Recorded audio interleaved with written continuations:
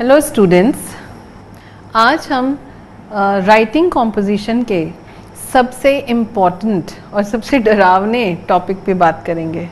डरावना इसलिए कि पता नहीं क्यों इसमें कभी भी फुल मार्क्स आते ही नहीं, और इम्पॉर्टेंट इसलिए कि इसका वेटेज सबसे ज़्यादा होता है। जी हाँ, हम बात कर रहे हैं ऐसे राइटिंग की। और आपने भी कितने प्रयास किए होंगे, कितना प्रिपरेशन किया होगा, उसके बावजूद भी आपको भी ये लगा होगा कि क्या है राज की बात कि ऐसे में फुल मार्क कभी मिलते ही नहीं। और मेरा काम तो आपको ये बताना है कि ऐसे में फुल मार्क्स कैसे कमाए जा सकते हैं। बिल्कुल भी बेफिक्र रहें, मैं आपको कोई ऐसे नहीं दूंगी लिखने के लिए, ना ही मैं आपको कोई ऐसे लिख कर बताऊंगी। मैं आज आपको वो पावर दूंगी जिससे आप खुद अपने मन से ऐसे लिखना शुरू कर देंगे।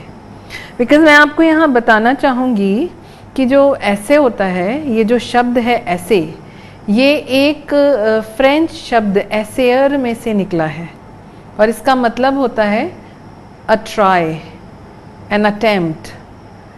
सो ये सिर्फ एक कोशिश होती है, ये एक कोशिश होती है बड़ा सा लेख लिखने की, प्रोज लिखने की। ये कोशिश होती है जहाँ बहुत सारे डिस्क्रिप्शंस देने की। ये कोशिश होती है कुछ डेफिनेशंस को ढूंढने की, बताने की। ये कोशिश होती है इस विषय विशेष जिस पर ऐसे लिखा जा रहा है उससे संबंधित जानकारियां इकट्ठे करने की, उसके फ़ायदे, उसके नुकसान, उसका असर समाज पर कैसा पड़ रहा है। और यही सब चीज़ें जब एक साथ इकट्ठी हो जाती हैं तो उन्हें ऐसे कहा जाता है। इसीलिए ये कहा जाता है कि essays are always long, descriptive, detailed and of course for some reference, ताकि हम उनका उल्लेख अपनी बातों में कर सकें, आगे की किसी भी व्याख्या में कर सकें। और एक और चीज़ महत्वपूर्ण है जो कि ऐसे को इम्पोर्टेंट बनाती है, वो है क्रिटिकल अप्रिशिएशन। यदि हमें किसी ऐसे या किसी की बात से पे रजामंदी नहीं है, सहमति नहीं है, तो हम अपनी बात बेहतर तरीके से स्पष्ट करते हुए, मतलब एक और ऐसे लिखते हुए किसी दूसरे व्यक्ति की बात को काट सकते हैं, नकार सकते हैं। तो ऐसे वास्तव में इसीलिए लिखे जाते हैं। तो हम जिस तरीके से ऐसे प्रिपेयर करते हैं, रटते हैं, वो ऐसे कभी भी हमें फुल मार्क्स नहीं दिला पाएंगे। मैं आपको बताऊं कि आपके जो ये 7 अंकों वाला ऐसे है, इसका मार्क डिस्ट्रीब्यूशन होता किस तरह से है। तो सुनिए, ये 7 अंक बहुत ही आसानी से पहचाने जा सकते हैं। 3 डिवीज़न, पहला उसकी शुरुआत के लिए, दूसरा 1 अंक उसकी अंत के लिए, और बाकी 5 अंक उस पूरी बॉडी के लिए। तो अब आप जानना चाहेंगे कि ये सीक्रेट, ये फुल मार्क्स स्कोर कैसे किए जाएंगे। तो देखिए, इंट्रोडक्शन, जैसे कि मैंने कहा कि पहला पॉइंट या पहला बिंदु हमारा इंट्रोडक्शन होना चाहिए, और दूसरा बिंदु इंट्रोडक्शन के बाद उस विषय से संबंधित प्रकार या उसकी उपस्थिति या वो कितने तरह की चीज़ों में पाया जाता है, ऐसी जानकारी होनी चाहिए। तीसरी चीज़ जो हो सकती है वो उसका पॉजिटिव एस्पेक्ट हो सकता है, यानी कि उससे होने वाले लाभ हो सकते हैं, उससे एडवांटेज या प्रॉफिट होता है, तो वो क्या है वो हो सकते हैं। और वो प्रॉफिट या लाभ भी हम शुरुआत में तो इस तरह से लिख सकते हैं कि इससे बहुत सारे प्रॉफिट होते हैं, बहुत सारे एडवांटेजेस हैं, और फिर वो एडवांटेजेस किन किन क्षेत्रों में हैं उनको अलग अलग स्टेप बाय स्टेप लिख सकते हैं।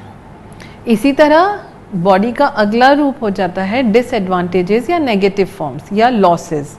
किसी भी टॉपिक पे, किसी भी विषय पे ऐसे जब लिखा जाए तो उसका एक ही एस्पेक्ट नहीं देखा जाता, उसके दूसरे एस्पेक्ट को भी उतना ही प्रभावशाली बनाया जाता है, उसको भी उतना ही महत्व दिया जाता है।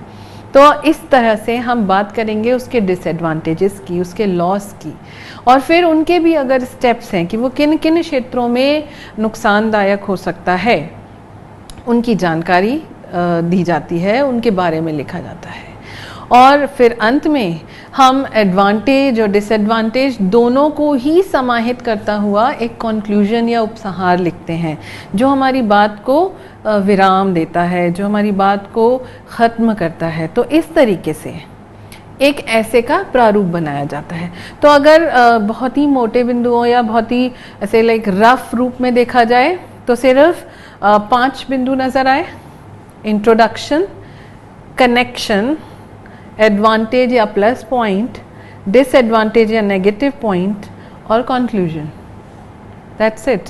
क्योंकि मैंने आपको पहले ही बताया है कि मार्किंग स्कीम में इंट्रोडक्शन और कंक्लूजन पे 1 मार्क ईच अलॉटेड होता है। सो एक इसके लिए और एक इसके लिए, और बचे हुए 5 पॉइंट कनेक्टिविटी, एडवांटेज और डिसएडवांटेज के लिए। तो चलिए एक आपको बहुत ही याद रखने वाला एक एग्जाम्पल देती हूँ।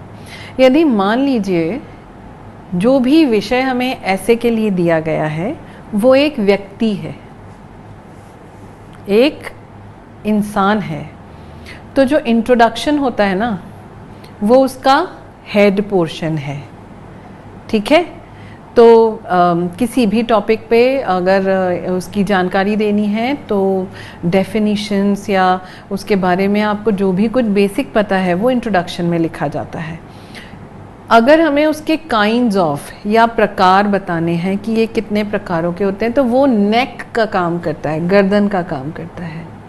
इसी तरह से पूरी बॉडी में राइट हैंड साइड और लेफ्ट हैंड साइड को 2 हिस्सों में बांट लीजिए तो वो हमारे लिए एडवांटेज और डिसएडवांटेज का काम करते हैं। तो क्या आप इमेजिन कर पा रहे हैं? वैसे मैं आपको स्क्रीन पर दिखा रही हूँ कि किस तरीके से ये बॉडी ऐसे की बॉडी बन रही है, ये ऐसे का पूरा व्यक्तित्व तैयार हो रहा है। अगर हम देखें तो ये पॉजिटिव और नेगेटिव जो हमने लिखा है इसके राइट और लेफ्ट हैंड्स को भी बनाना है तो उनके स्टेप्स लिखे जा सकते हैं, एडवांटेजेस के स्टेप बाय स्टेप्स और ऐसे ही डिसएडवांटेज के स्टेप्स। तो जितने विस्तृत और स्पष्ट स्टेप्स होंगे उसी तरीके से उतने फंक्शनल हैंड्स होंगे उस बॉडी के।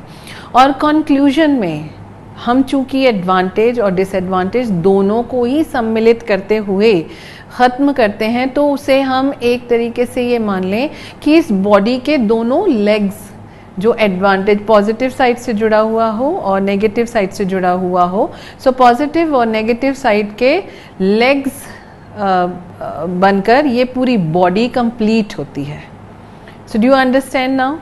एक बार फिर से दोहरा लेते हैं कि जो इंट्रोडक्शन होता है वो हेड, जो काइंड्स ऑफ या टाइप्स ऑफ होते हैं वो नेक, एडवांटेज और disadvantages are parts of the body, left side and right side of the body, and conclusion that is legs of the whole essay. इस तरीके से अब अगर आपने ये अज्यूम कर लिया कि ऐसे कोई एक व्यक्ति है तो जितने अच्छे शब्दों का आप प्रयोग करेंगे वो व्यक्ति उतना आकर्षक नज़र आएगा। यदि आप उसे और डेकोरेट करना चाहते हैं, अच्छे से ड्रेसअप करना चाहते हैं और बहुत ही मॉडर्न और लेटेस्ट स्टाइल में देना चाहते हैं तो फिर आप फ्रेजेस का यूज़ कर सकते हैं, कोटेशंस का यूज़ कर सकते हैं, अलग रेफरेंस का यूज़ कर सकते हैं। बट मैं आपको एक राज की बात बताना चाहूँगी कि जो की वर्ड होता है ऐसे के लिए वो होता है सिंपल इज़ द बेस्ट। तो ठीक है, क्या आप तैयार हैं कि अगर आपको किसी भी विषय पर ऐसे लिखने को कहा जाए तो आप लिख सकेंगे? आप अभी घबराइए नहीं। ऐसे लिखने के लिए बड़े भारी भारी विषयों की आवश्यकता नहीं होती है। मैं अपनी कक्षा में अक्सर बहुत ही अजीबोगरीब टॉपिक देकर बच्चों को प्रैक्टिस कराती हूँ कि हम ऐसे लिख किस तरह से कर सकते हैं। मेरे क्लास का बहुत ही कॉमन टॉपिक हुआ करता है स्कूल बैग। तो चलिए एक अंदाज लगाते हैं, हम एक तरीके से कोशिश करते हैं एक रफ सा ऐसे लिखने की। क्या हम स्कूल बैग पर ऐसे लिख सकते हैं? आप भी सोच रहे होंगे ये ऐसे तो हमें कहीं नज़र नहीं आया, ना ही हमें किसी ने बताया। मैं बता रही हूँ और आप कोशिश कीजिए और समझिए कि ऐसे लिखे किस तरह से जाते हैं। तो सबसे पहले हम बात करते हैं इंट्रोडक्शन की। तो इंट्रोडक्शन में हम ये लिखेंगे कि बैग एक तरह से एक सुविधा होती है, एक फैसिलिटी होती है जिसमें हम कुछ तरह का सामान, कोई भी सामान रख के कहीं भी ले जा सकते हैं। तो ये होगी बैग की डेफिनेशन। और बैग जो होते हैं वो हमारे लिए बहुत मददगार या उपयोगी साबित होते हैं कि हम छोटे से छोटा या बड़े से बड़ा सामान एक ही जगह पे इकट्ठा करके बैग में रख सकते हैं। तो ये इस तरीके से हमारा इंट्रोडक्शन हो गया बैग का। अब हम कनेक्ट करते हैं अगले पॉइंट में कि बैग कितने प्रकार के होते हैं। अब आप सोचना शुरू कर दीजिए, बैग कितने सारे प्रकार के होते हैं। आप वहाँ से शुरू कीजिए, जो डेली सब्ज़ी वाले आपको पॉलीथीन का एक बैग देते हैं, वहाँ से लेके जो सब्ज़ी, जो ढेर सारे पॉली बैग्स एक बड़े सब्ज़ी के थैले में रखे जाते हैं, और फिर वो थैला जो होता है वो घर आता है। तो वो उसके बाद चलिए वो थैला वहाँ रुक जाता है। तो आपका स्कूल बैग जो बहुत सारी किताबें कॉपियाँ लाता है, आपने देखा है लैपटॉप का बैग होता है, आपने देखा है कि जब हम ट्रैवल करने जाते हैं तो हमारे पास सूटकेस होते हैं या फिर एयर बैग होते हैं, और वो भी कई तरह के रूप, रंग, आकार और सुविधाओं के होते हैं। किसी में चके लगे होते हैं, कई रंगों के होते हैं, कई डिफरेंट शेप्स एंड साइज। उफ, ये गर्दन बहुत लंबी हो रही है इस ऐसे की। इसका मतलब है kinds and types of bags are many. अब बात करते हैं इनसे होने वाले लाभ की।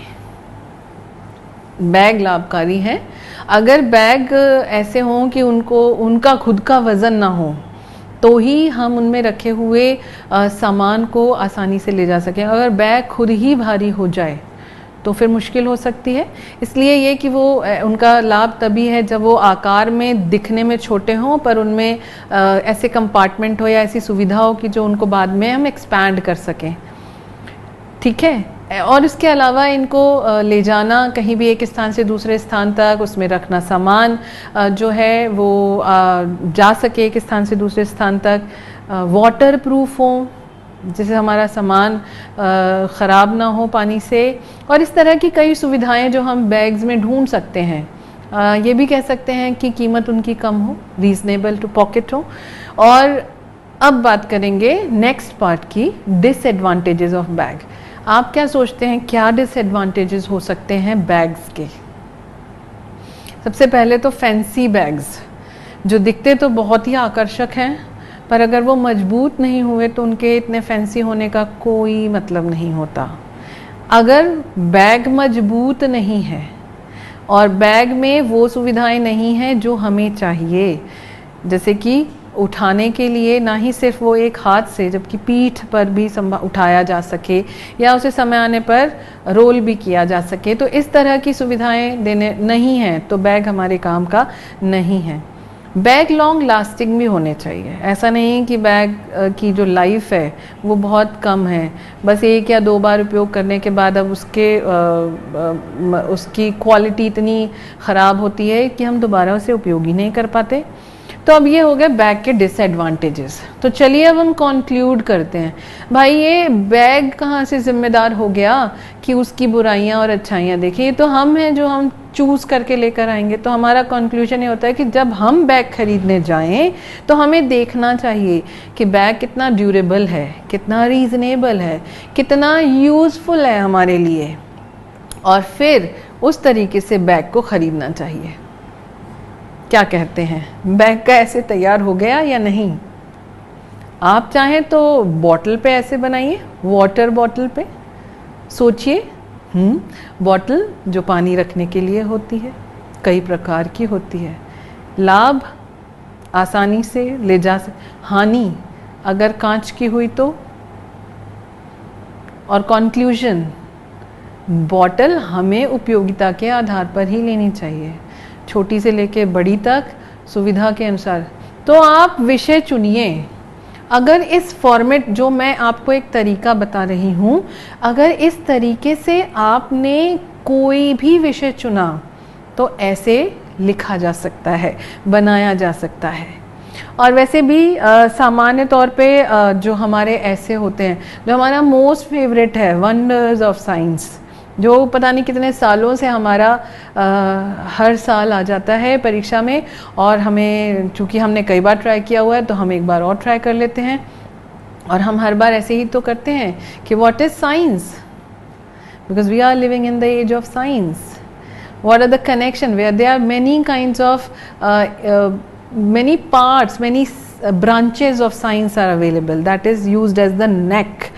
जो आप चाहे तो बायोलॉजी या फिजिक्स या एस्ट्रोलॉजी, केमिस्ट्री, सब parts of science, even mathematics science, nowadays too we call it language science also.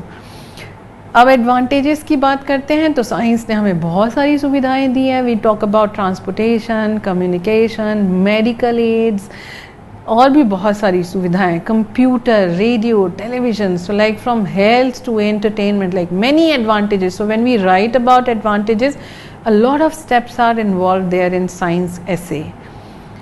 Then we talk about disadvantages of science, losses from science. Yes, we do have. We know that science actually has generated some byproduct which are really very harmful. Talk about pollution, talk about all those weapons. Those are actually, or nowadays so different biological weapons are in the air. So these are all negative sides of or disadvantages of science, and we conclude saying, so this is not a fault of a science. We as a human being are not able to choose what is good for you, for us. So is it understandable? क्या आपको आपका wonders of science का ऐसे याद आया? यदि आप इस तरीके से सोचें और कोशिश करें कि मैं छोटे छोटे सेंटेंस बना के एकदम साफ सुथरे, बिना काटा पीटी किए हुए और बिल्कुल स्पष्ट अक्षरों में ऐसे लिखूंगा, तो आप मान के चलिए कि आपको ये 7 अंक मिल जाएंगे. इसके अलावा जो पॉपुलर ऐसे होते हैं वो हैं प्रॉब्लम्स पर based. Problems may be a population problem, may be a pollution problems. some essays are on media based, talk about newspaper, mobile, internet, television.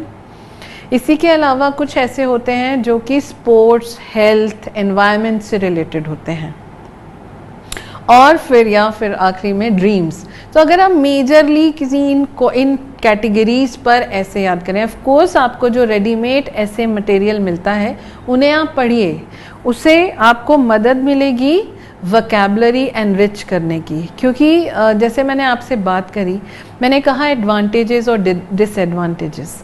तो जब आप पर्टिकुलर किसी एक विषय पर बात करते हैं और उस विषय पर जो ऐसे लिख रहे होते हैं, तो उससे जुड़े हुए शब्दों का प्रयोग करने, जिन्हें हम जार्गन कहते हैं, जो उस पर्टिकुलर क्षेत्र से संबंधित, उस पर्टिकुलर टॉपिक से संबंधित शब्द होते हैं, अगर हम उनका प्रयोग करते हैं तो हमारा जो हमारा स्टैंडर्ड ऑफ राइटिंग होता है वो बहुत सुधर जाता है, बहुत अच्छा हो जाता है. ज़रूरी नहीं है कि आपको 10, 20, 15 इतने सारे वर्ड्स चाहिए उसमें मेंशन करने के लिए, पर कम से कम 4-5 शब्दों का प्रयोग ज़रूर करें. इसी के अलावा जो हम बात कर रहे हैं कि आप जो सेंटेंस बनाएं वो शॉर्ट सेंटेंसेस बनाएं. बहुत कॉम्प्लेक्स सेंटेंसेस, बहुत सारे कनेक्टर्स का यूज़ करके, if and unless and as well as, they create a lot of confusion and then even you get short of words. तो आपको लगता है कि अब मेरे पास शब्द ही नहीं बचे, क्योंकि आपने एक ही सेंटेंस में 2-3-4 इन्फॉर्मेशन दे दी. इसकी जगह आप 2-3-4 इन्फॉर्मेशन को 2-3-4 वाक्यों में बताएंगे, छोटे छोटे वाक्यों में बनाएं, तो फिर एक आसान तरीका होगा. एक तो आपका ऐसे भी बड़ा हो जाएगा, आसानी से समझ में भी आएगा, और काफ़ी स्पष्ट और काफ़ी विस्तृत रूप में व्याख्या करता हुआ नज़र आएगा.